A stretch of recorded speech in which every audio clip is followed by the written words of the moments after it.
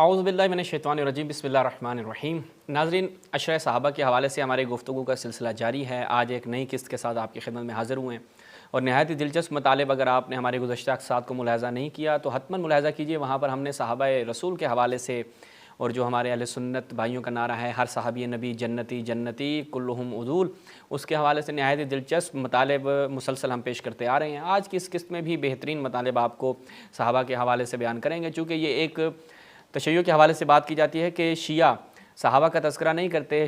شیعہ جو ہے وہ صحابہ کو بالکل بھی اپنی مجالس کی زینت نہیں بناتے۔ تو ہم نے عشرہ صحابہ کے تسلسل شروع کیا، اگرچہ جن کے مقابلے میں ہم نے شروع کیا، یعنی جن کے جواب میں ہم نے شروع کیا، نہایت چینل پر عشرہ صحابہ شروع کیا گیا، پہلی مجلس کے بعد ان کا میٹر ختم ہو گیا یا پتہ نہیں کیا ہوا، لیکن ہم نے کہا کہ نہیں بھائی، ہم نہیں رکیں گے انشاءاللہ۔ اب آپ کو صحابہ کے وہ فضائل بیان کریں گے آپ کے لیے کہ آپ کی نسلیں بھی یاد رکھیں گے کہ بھائی آپ ہماری کتابوں میں اتنے صحابہ کے فضائل موجود ہیں اور ہم اس سے بے خبر تھے۔ تو لہٰذا انشاءاللہ آج بھی بیان کریں گے۔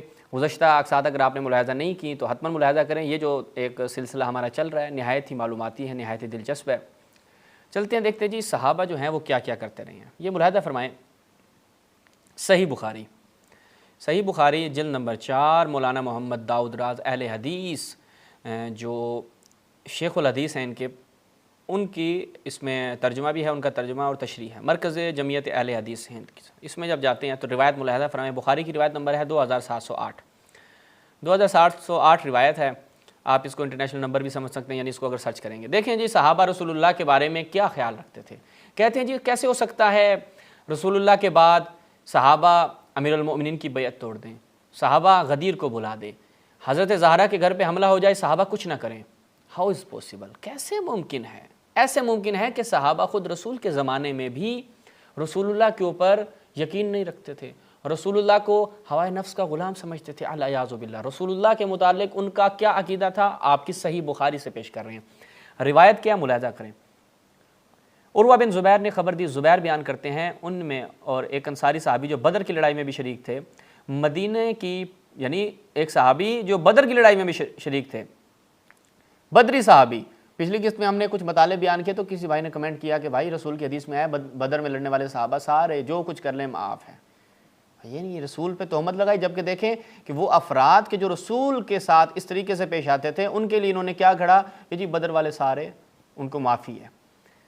اچھا جی، جو بدر کی لڑائی میں بھی شریک تھے، مدینے کی پتھریلی زمین کی نالی کے باب میں جھگڑا ہوا، وہ اپنا مقدمہ رسول کی خدمت میں لے کے آیا۔ کون؟ بدر کا ایک صحابی رسول کی خدمت میں لے کے آیا، مقدمہ لے کر آیا جناب۔ مسئلہ کس کا تھا؟ ایک پتھریلی زمین کی نالی کے باب میں جھگڑا ہو گیا۔ دونوں حضرات اس نالے سے اپنے باغ کو سیر کیا کرتے تھے، سیراب کیا کرتے تھے، یعنی وہ ایک پانی کا نالا تھا، اس سے جیسے آج بھی ہمارے پنجاب میں ہوتا ہے کہ پانی کا نمبر لگتا ہے، باریاں لگتی ہیں۔ رسول اللہ نے فرمایا زبیر تم پہلے سیراب کر لو، پھر اپنے پڑوسی کو بھی سیراب کرنے دو۔ اب وہ فیصلے کے لیے آیا کہ بھائی رسول میرے لیے یہ فیصلہ کیجئے کہ زبیر جو ہے وہ میرے ساتھ اس مسئلے میں نزاع کر رہے ہیں۔ تو رسول اللہ نے زبیر کے حق میں جب فیصلہ سنایا تو وہ انصاری صحابی رسول اللہ صلی اللہ علیہ وسلم کی بات کو کیا سمعا و طاعتا قبول کیا؟ نہیں بھائی، وہ غصہ ہو گیا، اس نے کہا یہ کیا ہے، توجہ کریں۔ رسول اللہ نے فرمایا زبیر تم پہلے سیراب کر لو، پھر اپنے پڑوسی کو بھی سیراب کرنے دو۔ اس پر انصار کو غصہ آ گیا اور کہا یا رسول اللہ، عاشقان رسول نے وہاں پر کیا کیا دیکھے گا، کیا اس وجہ سے کہ یہ آپ کی پھپھی کے لڑکے ہیں، یہ آپ کا پھپھی زاد ہے؟ آج ایک جج کے لیے کہا جاتا ہے وہ بھائی اقربا پروری ہو رہی ہے۔ کیوں بھائی؟ ایک عام جج ہے، وہ ظاہری بات ہے اقربا پروری کر رہا ہے، تو آپ اس کے بارے میں اچھا نہیں سوچتے، آپ کہتے ہیں دیکھیں اس نے نا عدالت اور انصاف کے تقاضوں کو پورا نہیں کیا، اس نے اپنی اقربا پروری کو مد نظر رکھا۔ تو یہاں پر یہ انصاری صحابہ اور جناب جو بدر کی لڑائی میں بھی شریک تھے وہ رسول اللہ صلی اللہ علیہ وآلہ وسلم پر کیا تہمت لگاتے ہیں؟ رسول اللہ کو ہوائے نفس کا غلام سمجھتے ہیں، الیاذ باللہ ثم نستجیر باللہ۔ کیا جی؟ اچھا یہ آپ کی پھپھی کے لڑکے ہیں تبھی آپ نے ان کے حق میں فیصلہ دے دیا۔ اس پر رسول اللہ، آپ کہتے ہیں بھائی کیا ہے جی بدری صحابی تو سارے معاف ہیں، جنتی ہیں۔ رسول اللہ نے کہا نہیں چلیں بدری صحابی ہے، کہہ دیا تو کہہ دیا، نہیں بھائی، رسول اللہ کا عکس العمل، رسول اللہ کا وہاں پر ریاکشن چیک کریں۔ اس پر رسول اللہ کے چہرے کا رنگ بدل گیا اور آپ نے فرمایا اے زبیر، آگے صفحہ 19 میں اب یہاں پر رسول اللہ جو ہیں وہ غصہ ہو گئے، ٹھیک ہے، اور کیا فرمایا کہ اے زبیر تم سیراب کرو اور پانی کو اپنے باغ میں اتنی دیر تک آنے دو کہ دیوار تک چڑھ جائے۔ رسول اللہ غصہ ہو گئے۔ تو لہٰذا یہ صحابی رسول کہ جنہوں نے رسول اللہ کو ہوائے نفس کا اعوذ باللہ غلام سمجھتے ہوئے کہ انہوں نے عدل و انصاف کا تقاضا پورا نہیں کیا اور جناب کیا کر دیا، زبیر اپنے پھپھی ذات کے حق میں فیصلہ سنایا۔ اچھا جی، اب ایک قدم اور آگے بڑھتے ہیں، اب دیکھتے ہیں کہ صحابہ اور کیا کیا کرتے تھے۔ رسول اللہ پہ یہ اعتراض کیا، اب ایک اور اعتراض، یہ دیکھیے گا، توجہ کیجیے گا ان روایات کی طرف۔ صحیح بخاری، دوبارہ ہم انشاءاللہ صحیح بخاری سے ابھی باہر نہیں جا رہے۔ صحیح بخاری جلد چہارم، چوتھی جلد ہے، مولانا محمد داؤد راز صاحب کی ترجمہ و تشریح کے ساتھ۔ یہاں پر جب جاتے ہیں تو روایت نمبر 3147، 3147 میں جب ہم جاتے ہیں تو یہاں پر کیا ہے، توجہ کیجیے گا۔ جب اللہ تعالیٰ نے اپنے رسول کو قبیلہ، جو ایک قبیلہ تھا حوازن کا، حوازن قبیلہ کے اموال میں سے غنیمت دی، اور آپ قریش کے بعض آدمیوں کو تالیف قلب کی غرض سے، کس کی غرض سے، یعنی ان کے تاکہ قلوب جو ہیں وہ اسلام کی طرف مائل ہوں، اس کی غرض سے 100 اونٹ دینے لگے۔ تو بعض انصاری لوگوں نے اللہ تعالیٰ نے کہا اللہ تعالیٰ رسول اللہ کی بخشش کرے، یعنی اللہ تعالیٰ انہیں معاف کرے، یغفر اللہ لرسول۔ کیا مطلب؟ اللہ تعالیٰ رسول کو معاف کرے۔ کیا کیا رسول اللہ نے؟ ایسا کوئی گناہ انجام دیا؟ اللہ، جیسے ہم کہتے ہیں نا، اللہ ان تینوں معاف کرے بھائی جوڑا تو یہ کام کیتا ہے۔ انصاری صحابہ رسول اللہ کے بارے میں کہتے ہیں کہ اللہ تعالیٰ رسول اللہ کی بخشش کرے، آپ قریش کو تو دے رہی ہیں اور ہمیں چھوڑ دیا، یہ کیا ہے؟ یہ کون سا انصاف ہے؟ حالانکہ ان کا خون ابھی تک ہماری تلواروں سے ٹپک رہا ہے۔ قریش کے لوگوں کو حال ہی میں ہم نے مارا، ان کے شہر کو ہم ہی نے فتح کیا۔ انس نے بیان کیا، حضرت کو جب یہ خبر پہنچی تو آپ نے انصار کو بلایا اور انہیں چمڑے کے ایک ڈیرے میں جمع کیا، ان کے سوا کسی دوسرے صحابی کو آپ نے نہیں بلایا۔ جب سب انصاری لوگ جمع ہو گئے تو حضرت بھی تشریف لائے اور دریافت فرمایا، آپ لوگوں کے بارے میں مجھے کچھ بات معلوم ہوئی ہے، وہ کہاں تک صحیح ہے؟ یہ صحابیوں نے رسول اللہ کے بارے میں ایسی بات کی تو رسول اللہ نے کہا میں تصدیق کرتا ہوں ان کی۔ انصار کے سمجھدار لوگوں نے عرض کیا، ٹھیک ہے، کیا کہتے ہیں؟ یا رسول اللہ، ہم میں جو عقل والے ہیں وہ تو کوئی ایسی بات زبان پر نہیں لائیں، البتہ چند نوعمر لڑکے ہیں انہوں نے ہی یہ کہا ہے۔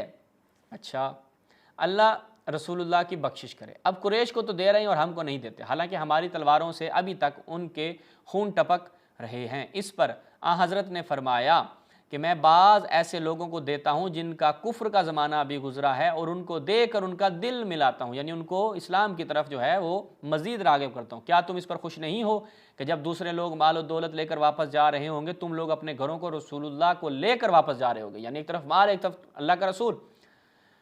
اللہ کی قسم تمہارے ساتھ جو کچھ واپس جا رہا ہے وہ اس سے بہتر ہے جو دوسرے لوگ اپنے ساتھ واپس لیے جا رہے ہیں۔ سب انصاریوں نے کہا بے شک یا رسول اللہ، ہم اس پر راضی اور خوش ہیں۔ پھر حضرت نے ان سے فرمایا، میرے بعد تم یہ دیکھو گے، اب دیکھیں رسول اللہ جو ہے وہ ان سے کیا امید رکھتے تھے۔ توجہ کیجیے گا، میں اس لیے روایت کو مکمل پڑھ رہا ہوں، پھر کہیں گے جی تختی کر دی، پورا نہیں پڑھا روایت کو۔ میرے بعد تم یہ دیکھو گے کہ تم پر دوسرے لوگوں کو مقدم کیا جائے گا، اس وقت تم صبر کرنا، دنگا فساد نہ کرنا، یہاں تک کہ اللہ تعالیٰ سے جا ملو اور اس کے رسول سے حوض کوثر پر۔ انس نے بیان کیا، پھر ہم سے صبر نہ ہو سکا، ٹھیک ہے، رسول نے ہمیں تاکید کی تھی صبر کرنے کی، ٹھیک ہے، کہ تم پر دوسرے لوگوں کو مقدم کیا جائے گا، اس وقت تم نے صبر کرنا ہے، دنگا فساد نہیں کرنا۔ لیکن رسول اللہ نے جب حکم دیا صبر کرنا ہے، لیکن صحابہ نے کہا نہیں، ہم سے صبر نہیں ہو سکتا، صبر نہیں کیا۔ آگے بڑھتے ہیں، پھر روایت نمبر 3150، اسی سے ملتی جلتی روایت لیکن زبردست روایت ہے۔ روایت یہ ہے جی، حنین کی لڑائی کے بعد نبی کریم صلی اللہ علیہ وآلہ وسلم نے غنیمت کی تقسیم میں بعض لوگوں کو زیادہ دیا۔ اچھا، اب اقرع بن حابس جو تھا اس کو 100 اونٹ دیے، اتنے ہی اونٹ عیینہ بن حسین کو دیے، اور کئی عرب کے اشراف لوگوں کو اسی طرح تقسیم میں زیادہ دیا۔ اس پر ایک شخص معتب بن قشیر منافق، یہیں پہ رکنا ہے۔ اب یہ کون ہے؟ یہیں پہ منافق لکھا ہوا ہے، یہ ملاحظہ فرمائیں۔ معرفت الصحابہ ابو نعیم اصفہانی کی، یہ کون ہے جی؟ معتب بن قشیر، شاہدہ بدرن، بدر میں شریک تھا، صحابی رسول بدر میں شریک تھا، اور وہاں پر داؤد راز صاحب نے اس کے ترجمے میں لکھ دیا منافق، ٹھیک ہے۔ اب روایت کی طرف ہم چلتے ہیں واپس. تو پس یہ معتب بن قشیر جو ہے یہ ایک منافق تھا, اور یہاں پر جب ہم آتے ہیں تو دوبارہ ملاحظہ فرمائیں, ایک شخص معتب بن قشیر منافق نے, اب بدری صحابی کو آپ کے اپنے ہی ایک عالم نے, اہل حدیث شیخ نے کیا کہا ہے؟ منافق کہا ہے. جو آپ لوگ تشیع کے اوپر چڑھ دوڑتے ہیں کہ تشیع کیا کرتی ہے جی؟ صحابہ کو برا بلا کہتی ہے, یہ کون کہہ رہا ہے؟ اب یہی صحابی, بدری صحابی جس کے بارے میں آپ لوگوں نے حدیثیں وہاں پہ گھڑی ہوئی تھیں, جو آپ کی حدیثیں آپس میں ٹکراتی ہیں کہ جو مرضی کچھ کر لیں یہ بخشے ہوئے ہیں, تو اس کو کیوں نہیں بخشا بھائی؟ اس کو کیوں منافق بنایا؟ خدا کی قسم اس تقسیم میں نہ تو عدل کو ملوز خاطر رکھا گیا, نہ اللہ کی خوشنودی کا خیال. کس نے؟ ایک بدری صحابی نے رسول اللہ صلی اللہ علیہ وآلہ وسلم کے بارے میں یہ الزام لگایا کہ رسول اللہ نے نہ تو عدل کو ملوز خاطر رکھا ہے, نہ خدا کی خوشنودی کو ملوز خاطر رکھا ہے. میں نے کہا واللہ اس کی خبر میں رسول اللہ کو ضرور دوں گا. چنانچہ میں آپ کی خدمت میں حاضر ہوا اور آپ کو اس کی خبر دی. حضرت نے سن کر فرمایا اگر اللہ اور اس کے رسول بھی عدل نہ کریں تو پھر عدل کون کرے گا؟ اللہ تعالیٰ موسیٰ علیہ السلام پر رحم فرمائے کہ ان کو لوگوں کے ہاتھوں اس سے بھی زیادہ تکلیف پہنچی لیکن انہوں نے صبر کیا. صحابہ رسول اللہ کو تکلیف دیتے تھے. یہ کون ہے جی؟ جنتی صحابی. کون ہے؟ آپ کے اپنے صحابہ کہ جو رسول اللہ کو کیا ہے جی؟ غصہ دلا رہے ہیں. اب اسی طرح تقسیم مال پر اعتراض کی ایک اور روایت بھی ملاحظہ فرمائیں کہ صحابہ کس طریقے سے رسول پہ اعتراض کرتے تھے. صحیح بخاری مولانا محمد داؤد راز صاحب, یہاں پر روایت نمبر 7432. اچھا جی, روایت کیا ہے کہ نبی کریم صلی اللہ علیہ وسلم کے پاس کچھ سونا بھیجا گیا, آپ نے اسے 4 آدمیوں میں تقسیم کر دیا, اور مجھ سے اسحاق بن نصر نے بیان کیا, سفیان نے خبر دی ان کے والد نے, کہ علی علیہ السلام اور ان کے رضی اللہ عنہ نے یمن سے کچھ سونا حضرت کی خدمت میں بھیجا, تو حضرت نے کیا کیا جی؟ اسے اقرا بن حابس حنظلی, عیینہ بن بدر فزاری, ہو تھوڑی سی تفصیل سے روایت ہے وہی. اچھا, تقسیم کیا. اس پر قریش اور انصار کو غصہ آ گیا اور انہوں نے کہا حضرت نجد کے رئیسوں کو تو دیتے ہیں اور ہمیں چھوڑ دیتے ہیں. حضرت نے فرمایا میں ایک مصلحت کے لیے ان کا دل بہلاتا ہوں. پھر ایک شخص جس کی آنکھیں دھنسی ہوئی تھی, پیشانی ابھری ہوئی تھی, داڑھی گھنی تھی, دونوں کلے پھولے ہوئے تھے, سر گٹھا ہوا تھا, اس مردود نے کہا اے محمد اللہ سے ڈرو. مردود کیوں؟ انصاری صحابی تھا بھائی. وہ اس روایت میں کہا کہ جی کیا ہے, یہی روایت وہاں پہ تھوڑی سی اس کے ساتھ ہے, لیکن وہاں پہ کہا جی کم عمر لڑکوں نے یہ بات کی, جو حنین کے اس پہ اپنا جو رسول اللہ پہ اعتراض کیا مال کی تقسیم میں, وہاں پر نوجوان تھے, کم عمر لڑکے تھے. یہاں پر کیا جی؟ ایک اچھی خاصی داڑھی والا, صحیح گھنی داڑھی جناب مولوی صاحب تھے کوئی. تو اس مردود نے کہا اے محمد اللہ سے ڈر. کیوں بھائی اس کو آپ نے مردود کیوں کہا؟ کیا یہ صحابی نہیں تھا؟ من رآہ, جس نے رسول کو دیکھا, وہ صحابی, وہ صحابی ہے. تو یہ تو رسول کو دیکھ رہا ہے. احمد ابن حنبل کے نزدیک, بخاری کے نزدیک یہ صحابی ہے. اس کو آپ نے کہا مردود. سبحان اللہ. اے محمد اللہ سے ڈر. حضرت نے فرمایا اگر میں بھی اس کی نافرمانی کروں تو پھر کون اس کی اطاعت کرے گا؟ اس نے مجھے زمین پر امین بنا کے بھیجا ہے. صحابی ہو, سمجھو تازہ مسلمان ہوئے ہو, اور مسلمان بھی پتہ نہیں صحیح سے ہوئے یا نہیں ہوئے. ظاہراً تو اسلام کو آپ لوگوں نے قبول کر لیا, لیکن اندر سے وہی جس لالچ کے لیے مسلمان ہوئے تھے, مال نہیں مل رہا, مال غنیمت رسول کسی کو زیادہ دے رہے ہیں, کبھی زبیر کی حکمہ فیصلہ سنا رہے ہیں, صحابی غصے میں بھائی اسلام ہم کس لیے لے کر آئے تھے جب ہمیں کچھ ملنا ہی نہیں ہے. اچھا تو پھر کون اس کی اطاعت کرے گا؟ اس نے مجھے زمین پر امین بنایا اور تم مجھے امین نہیں سمجھتے. پھر حاضرین میں سے ایک صحابی حضرت خالد یا حضرت عمر نے اس کے قتل کی اجازت چاہی. ٹھیک ہے, توجہ کیجیے گا, قتل کی اجازت چاہی تو حضرت نے منع فرمایا. پھر جب وہ جانے لگا تو آپ نے فرمایا شخص کی نسل سے ایسے لوگ پیدا ہوں گے جو قرآن کے صرف لفظ پڑھیں گے لیکن قرآن ان کے حلق سے نیچے نہیں اترے گا.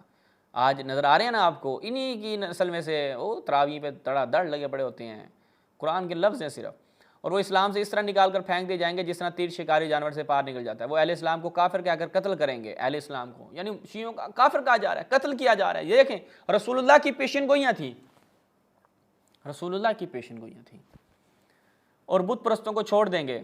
بھائی جو بت پرست ہیں ان کو یہ کچھ نہیں کہتے, اور اہل اسلام کو کافر کہتے ہیں. یہ مکمل تطبیق ہو رہی ہے آج کے زمانے میں۔ رسول اللہ نے اس زمانے میں پیشن گوئی کی تھی، یہ لوگ جو رسول اللہ پہ اعتراض کرتے تھے، رسول اللہ کے عدل و انصاف پہ اعتراض کرتے تھے، رسول اللہ کی حقانیت پہ معترض ہوتے تھے، آج دیکھیں رسول اللہ کے کلمہ گوؤں کو کافر کہہ کر بت پرستوں کو چھوڑ دیتے ہیں اور ان کا قتل کرتے ہیں۔ اور اگر میں نے ان کا دور پایا، انہیں قوم عاد کی طرح نیست و نابود کر دوں گا۔ کون ہے یہ؟ صحابی، اور اسی کی نسل میں سے انہی کے پیروکار جو ہیں، انہی صحابہ کے پیروکار آج ہم دیکھ رہے ہیں کہ جناب چلتے آ رہے ہیں اور قتل و غارت کر رہے ہیں، اور یہ ایک بازار گرم کیا ہوا ہے۔ تو یہ صحابہ تھے کہ جو کیا کرتے تھے، رسول اللہ کے اوپر اعتراض کرتے تھے، رسول اللہ کو غصہ دلاتے تھے، رسول اللہ کو غضبناک کرتے تھے۔ تو یہیں پر اس کا اختتام کرتے ہیں۔ انشاءاللہ اگلی قسط میں مزید صحابہ کے فضائل کے ساتھ آپ کی خدمت میں حاضر ہوں گے۔ اجازت دیجیے، والسلام علیکم ورحمۃ اللہ۔